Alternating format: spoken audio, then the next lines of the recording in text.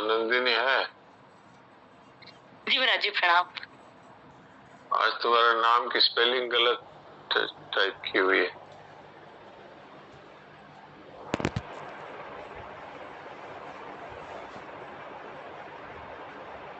ठीक है, तो आज सत्संग का सार सुनाने वाली प्रांजल तो नहीं है, तो और किसी ने लिखा है तो हाथ खड़ा कर सकते हैं, तो फिर हम उनको अनम्यूट कर देंगे। वंदना, ठीक है, वंदना सुनाओ। हाँ वंदना सुनाओ। राम राम, प्रणाम जी साहब, सभी को राम प्रणाम। राम राम राम। मेरा मेरा कहते मैं कहने लग गए। एक अंगुली को महाराज जी कहते थे, एक अंगुली को हम दूसरी बार नहीं देख सकते हैं, यह हमें परिवर्तन दिखाई नहीं देता। 6 महीने बाद नया मॉडल होता है, पर परिवर्तन प्रति महीना, प्रति हफ्ता, प्रतिदिन, प्रति घंटा, प्रति सेकंड बदला है। दिखती वस्तु है, पर यह है क्रिया। हम नहीं बदल रहे, बाकी सब कुछ बदल रहा है। हमें क्रिया से संबंध हटाना होगा, और हम हमेशा थे और आगे भी रहेंगे। अनुभव करना है तो क्रिया पदार्थ से संबंध विच्छेद करना होगा। इसके लिए मानना पड़ेगा मेरा कुछ नहीं है, मुझे कुछ नहीं चाहिए। कामना होने से मेरा को यह चाहिए वो चाहिए, यह आता रहेगा। मेरा कुछ नहीं है, मुझे कुछ नहीं चाहिए, ये दो पत्थर इसकी नींव है, जिसको मुख्य सत्संग अचिंत्य ध्यान कहते हैं। ममता के त्याग मात्र से सत्संग से संबंध, ममता के त्याग मात्र से मैं मेरा से संबंध छूट जाएगा। अपने से कोई संबंध नहीं है, यह मानना है। स्वामी जी चुप साधन कहते थे, सेठ जी इसे अचिंत्य ध्यान कहते थे, और शनानंद जी महाराज मुख सत्संग कहते थे। इसके लिए पहले उठते ही और सोते समय शांत होकर बैठ जाओ। हर कार्य से पहले और कार्य के बाद चिंतन करने का मतलब हम चिंतन करके उससे अलग हो रहे हैं, इसमें कुछ भी करना नहीं है। नारायण नारायण नारायण नारायण नारायण। तो कल मूक सत्संग के बारे में हम काफी बातें हुई थी, और उसमें मूल में जो बात है वो ये है कि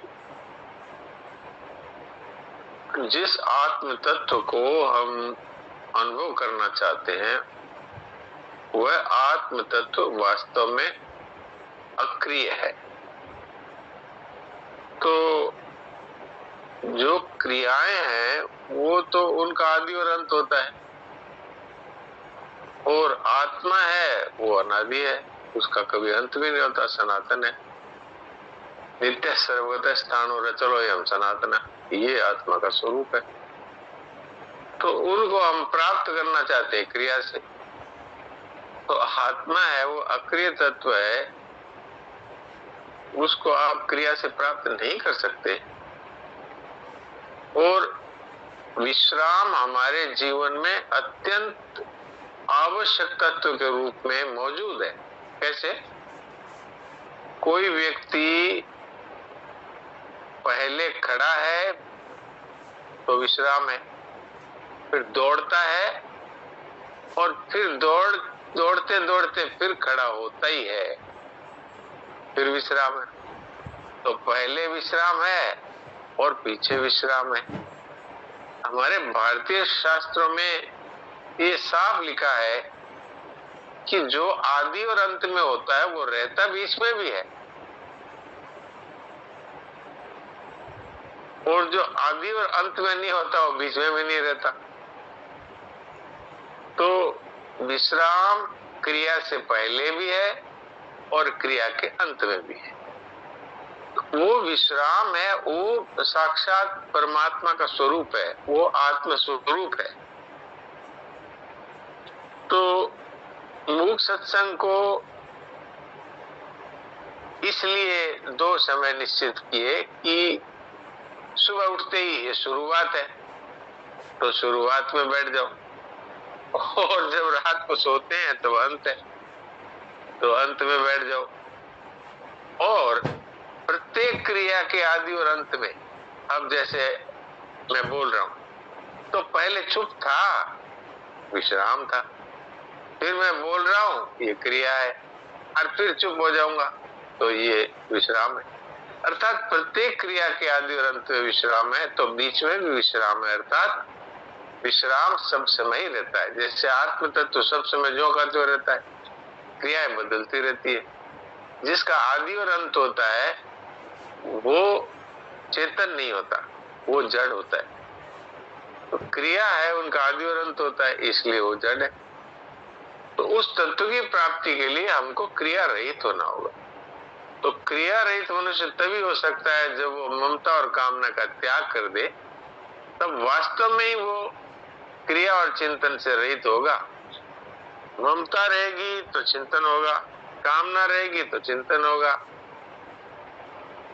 इसलिए मूक सत्संग है, ये एक बहुत आवश्यक।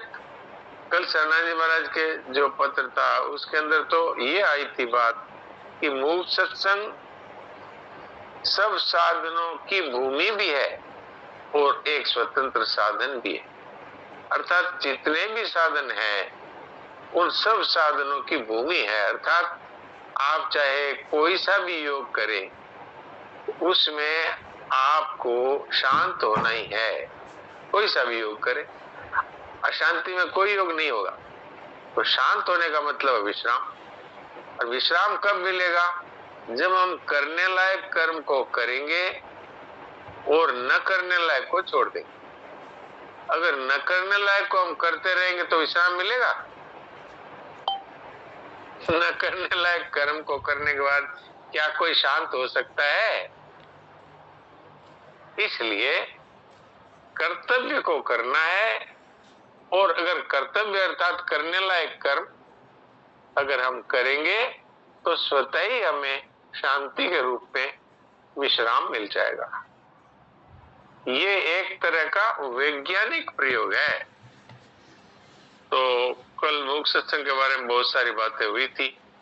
तो हमारी ज्योति बहन रिकॉर्ड करती है, तो आज हमारे सत्यनारायण जी बाबूजी ने कहा था कि कल वाला मूक सत्संग का जो प्रसंग था वो बहुत मूल्यवान था, तो अगर उसको रिकॉर्ड करके और डाल दें तो ज्योति तो हाँ भर रही है, तो कल डाल देगी तो अच्छा होगा, तो दोबारा पढ़ने को मिल जाएगा।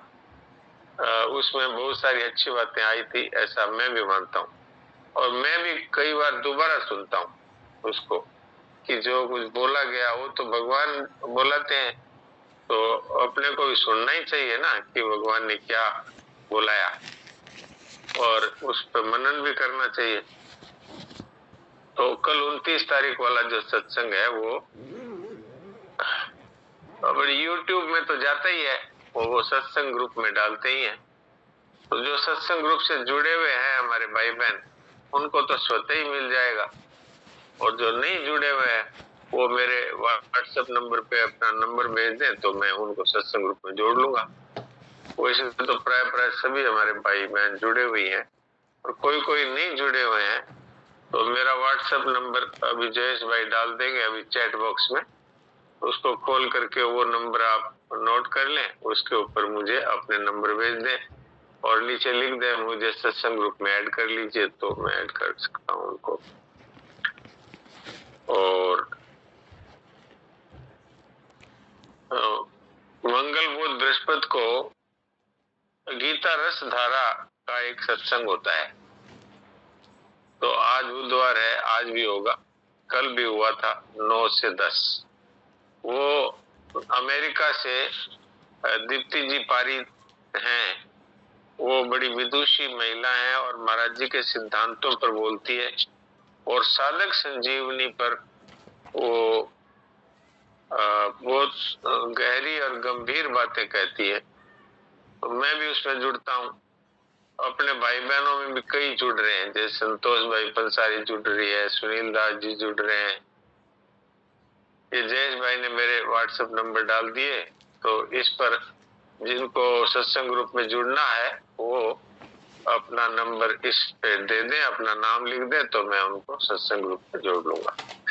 और जिनको रसधारा गीता रसधारा ग्रुप में जुड़ना है वो भी अपना नाम और व्हाट्सएप वाला मोबाइल नंबर और जिस शहर से वो हैं, तो जैसे हमारी प्रीति बहन अकोला से वो जुड़ी हुई है, और आज मैंने सुनील दास जी को भी जोड़ दिया उसमें, और संतोष भाई पंसारी जुड़ी हुई है, हमारे हरिओम जी जुड़े हुए हैं, और ज्योति बहन को भी मैंने जोड़ा है।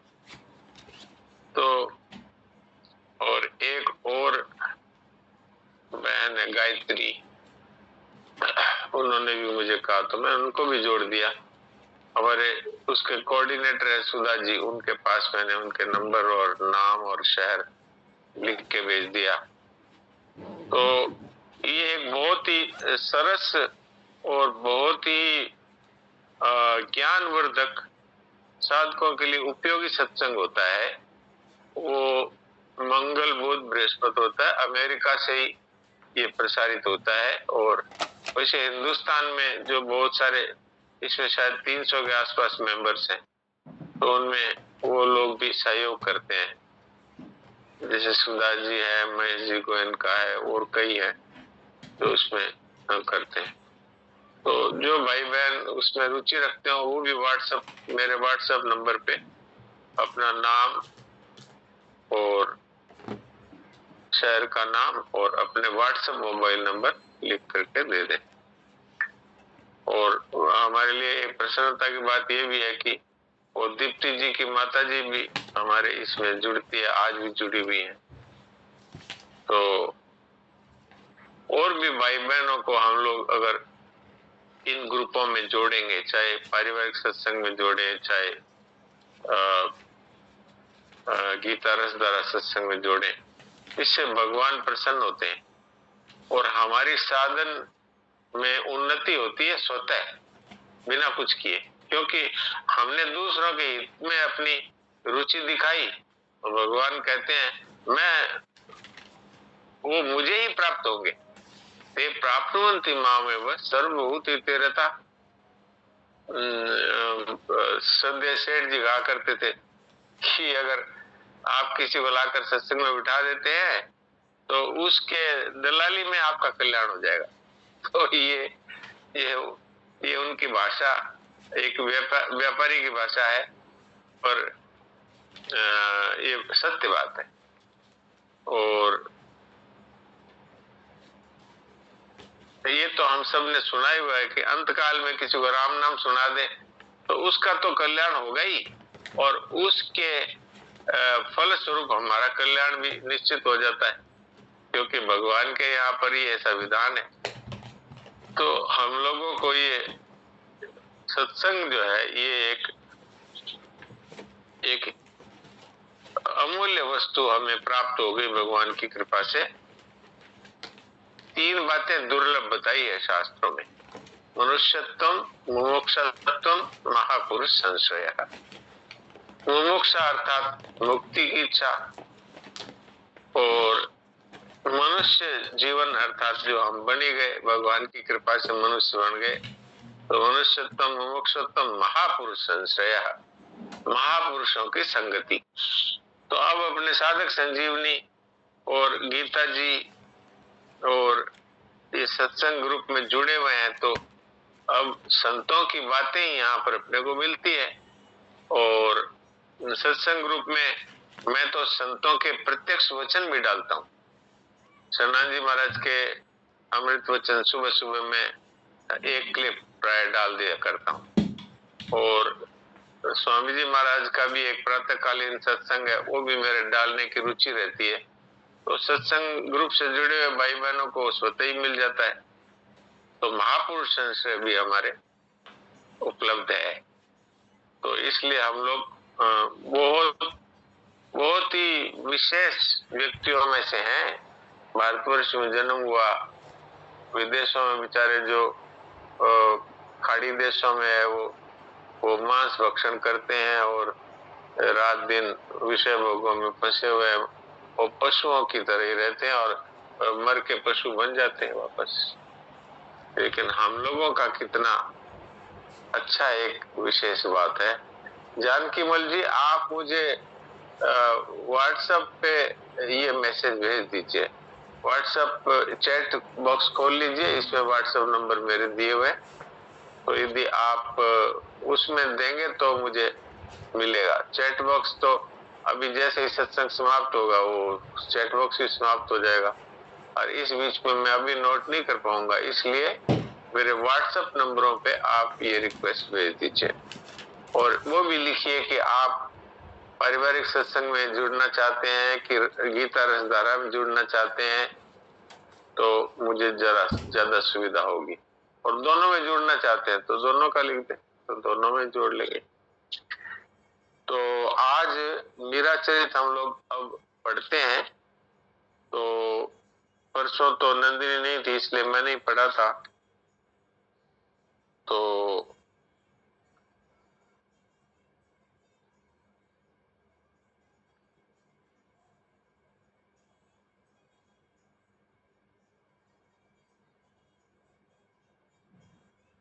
अब वो भोजराज जी है, वो मीराबाई की सत्संगति के कारण से और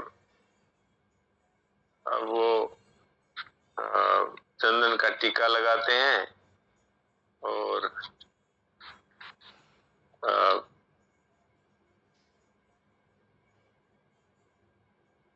तुलसी की माला पहनने लगे हैं।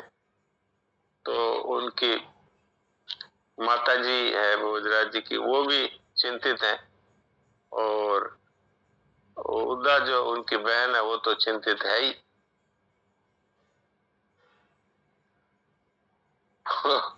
फिर वो रह से वो अग्नि में कैसे वो गिर गया कि वो गणगौर का त्योहार आ गया। तो मीराबाई की सास ने कहलवा दिया कि सुबह सुबह पूजा का मुहूर्त है, सूर्योदय होते ही, इसलिए मीरा को कह दिया बिन्नी सा आपको आना है। अब वो जो दासी आई है बताने के लिए, तो मीरा ने कहा इतना जल्दी मुहूर्त है, इसमें तो मैं नहीं आ पाऊंगी क्योंकि इस समय गिरधर लाल को उठाना है, फिर उनका भोग राग इत्यादि करना है, तो उससे मैं फ्री होंगी तो आऊंगी। अब इतनी बात अब वो कैसे सहन करें। और फिर वो जो उनकी ननद है उदय कुंवर बाई साहब, वो तो एकदम बिफर गई और आकर के मीरा से एक प्रकार से लड़ाई जैसी करने लगी। जोर जोर से बोली थी उदयपुर बाई साहब कि क्या आपके जो पीतल की मूर्ति है वो इतनी ज्यादा महत्वपूर्ण हो गई कि आप अपनी सास की बात को भी टाल रहे हैं। मीरा ने नम्रता से कहा मैं टाल नहीं रही हूँ, मैं तो ये कह रही हूँ कि मैं गिरधर गोपाल की सेवा पूजा करके हाजिर हो जाऊंगी, तो फिर गणगौर का मुहूर्त निकल जाएगा। इस तरह से काफी जोर जोर से आवाजें हो रही थी, तो भोजराज जी भी आवाज सुन करके आ गए। तो भोजराज जी को उदयपुर भाई साहब ने कहा कि ये हमारी बात ही नहीं सुनती, गणगौर पूजने का मुहूर्त आ गया, रात को ही भाभी को कहलवा दिया था और सवेरे नर्मदा जी को भी भेजा, तीसरी बार मैं खुद आई हूँ, मुहूर्त निकल रहा है लेकिन ये तो जाने के लिए तैयार ही नहीं है। और ये तो ये कहती है मेरे पति ठाकुर जी हैं, इनकी सेवा करूंगी, इसके बाद समय बचेगा तो आऊंगी, मेरा सुहाग अमर है, मुझे किसी की चिंता नहीं है। तो भोजराज जी ने वापस पता है क्या कहा कि बात तो ये सच ही कह रही है, जिसका सुहाग अमर है, तो तू ही बता वह किससे सुहाग मांगने के लिए पूजा करने जाएगी। अब वो तो गौर की पूजा तो इसीलिए होती है हमारे सुहाग अमर रहे, इनका सुहाग तो पहले से अमर है। तो उदयपुर बाईसा ने आश्चर्य से देखा कि ये तो मेरा भाई भी इसके साथ मिला हुआ है, तो वो तुनक करके चली गई। इस तरह की बातें हुई है। अब आज हम आगे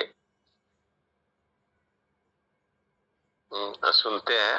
मीराबाई के कहने से भोजराज जी ने महल में भी, जैसे मीराबाई के पीहर में श्याम कुंज बना हुआ था, ऐसे ही एक महल बनाने के लिए, जिसमें महल के अंदर ही मंदिर की व्यवस्था, महल के आसपास ही प्रांगण में वो होने की बात है। तो आज का इस शीर्षक है नव मंदिर का निर्माण। तो अब मीराबाई के ससुराल में भी मंदिर बनने की बात हो रही है। हाँ, पढ़ो नंदिनी। राम जी राम महाराज जी, प्रणाम।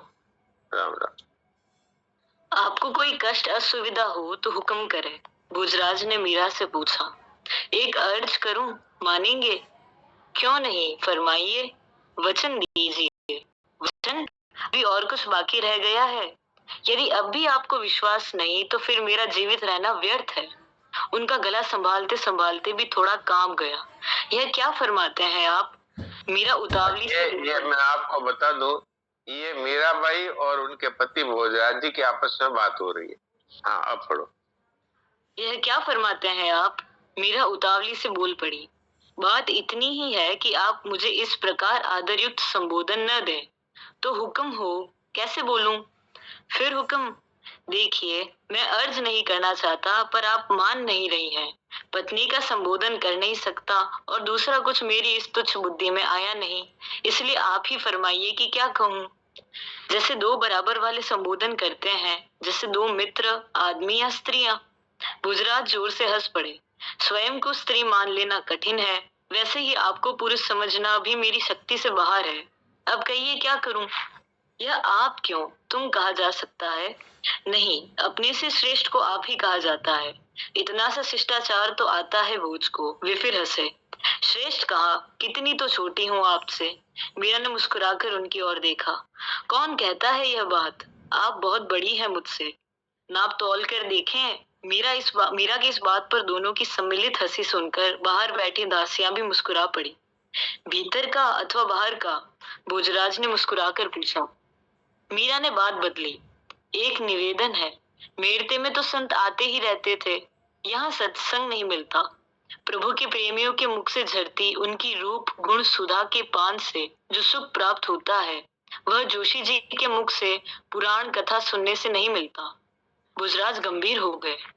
यहाँ महलों में तो संतों का प्रवेश अशक्य है। हाँ, किले में संत महात्मा आते रहते हैं, किंतु आपका बाहर पधारना कैसे हो सकता है?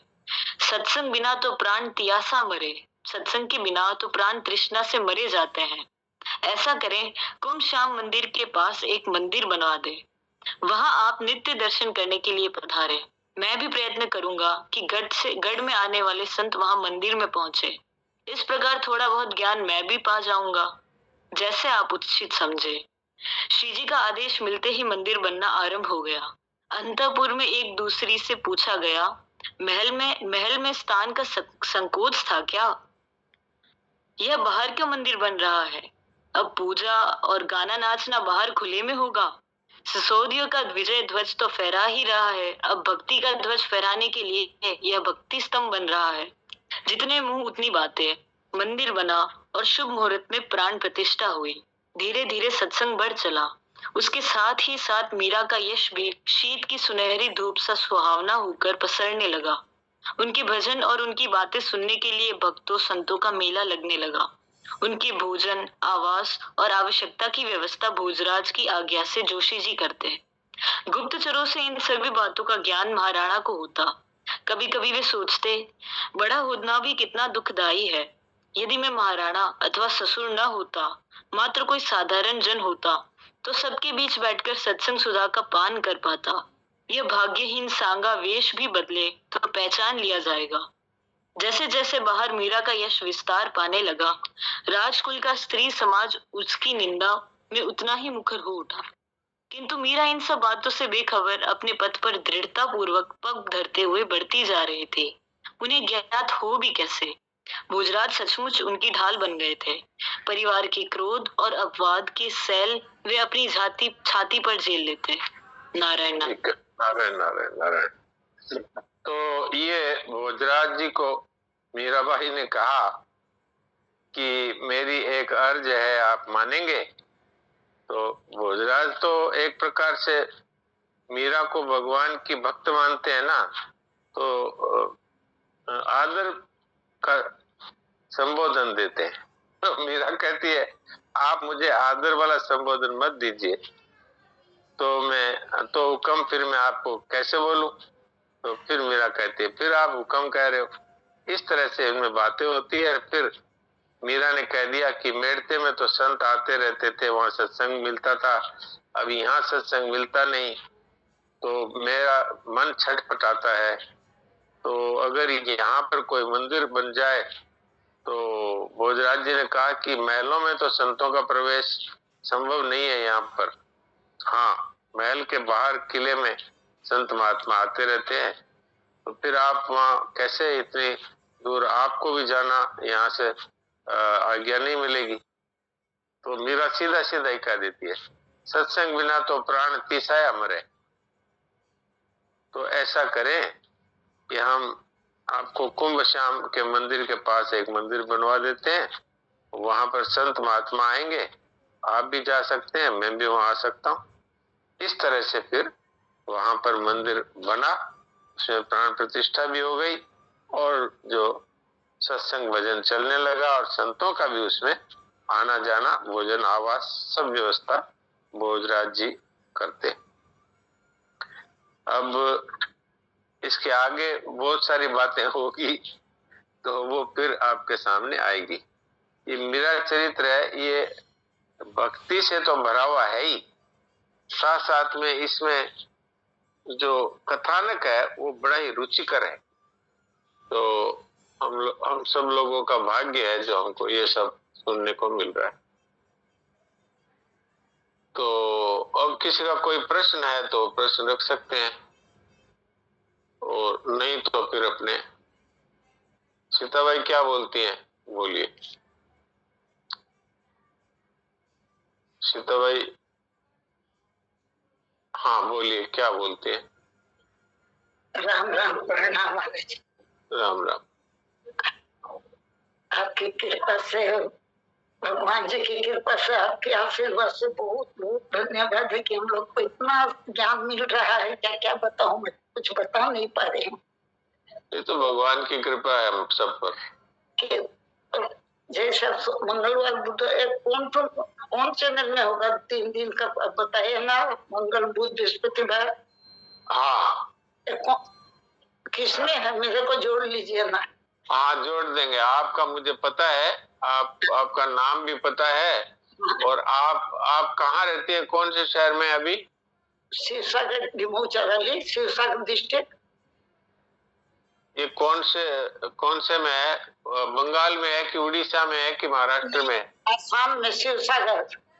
आसाम में शिवसागर, ठीक है। हाँ, शिवसागर डिस्ट्रिक्ट। हाँ ठीक है, मैं जोड़ देता हूँ।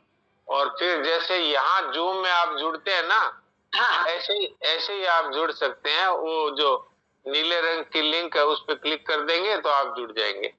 और रात को 9 बजे से 10 बजे तक होता है। तो अभी मैं सत्संग के बाद में भी आपको लिंक भेज दूंगा।